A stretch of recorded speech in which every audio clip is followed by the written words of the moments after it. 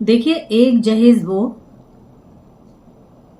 जो आप लड़की की ससुराल को देते हैं, और एक दहेज या जहेज जो भी कहें उसको, वो जिससे आप अपनी बेटी को सजाते हैं। तो हर माँ बाप जो बच्चों के, बेटियों के 17-18 साल होते ही इकट्ठा करने लगता है, बल्कि माएँ तो उसके पैदा होते ही चीज़ों को इकट्ठा करने लगती हैं, क्योंकि उनको पता है कि बिना जहेज के शादी होगी नहीं, बहुत सारा खर्चा होगा और वो उतना होगा कि उसकी कुवत के से ऊपर होगा। तो जितना आप खर्च के लिए इकट्ठा कर रहे हैं, उसका आधा पैसा तो अपनी बेटी के जहेज में लगा दीजिए। वो जहेज जो उसका अपना होगा, उसको पढ़ाइए, लिखाइए, काबिल बनाइए, उसको लायक बनाइए कि कल को अपने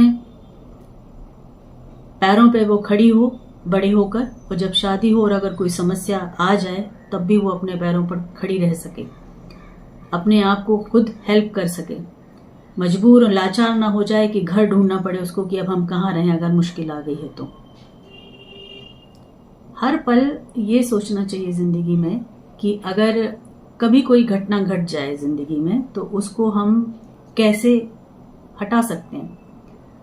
हम सपने हमेशा खुशियों को देखते हैं, तो कभी कभी ये भी देखना चाहिए कि अगर आपकी बेटी के जिंदगी में कभी कोई हर्डल आ जाए तो वो कैसे उसको हटाएगी। तो उस जहेज का जो इकट्ठा कर रहे हैं बेटी के लिए, आधा हिस्सा तो बेटी के लिए आपने अभी से खर्च करिए। उसकी अच्छी पढ़ाई, अच्छी एजुकेशन कराना आपका फर्ज बनता है। फिर दूसरी चीज, अगर शादी आप कर रहे हैं तो बेकार के जो खर्चे हैं उससे बचा लीजिए उस पैसों को। आप क्या करेंगे इतने सारे लोगों को भीड़ लगा के, इकट्ठा लगा के, खाना खिला के, बड़ी सी शादी, बड़ी सी पार्टी और बहुत बड़े होटल का इंतजाम करके, और ये सब अगर आपके पास है इतना पैसा कि आप खर्च कर सकते हैं तो बेशक करिए, उसमें कोई गुनाह नहीं, गलती नहीं।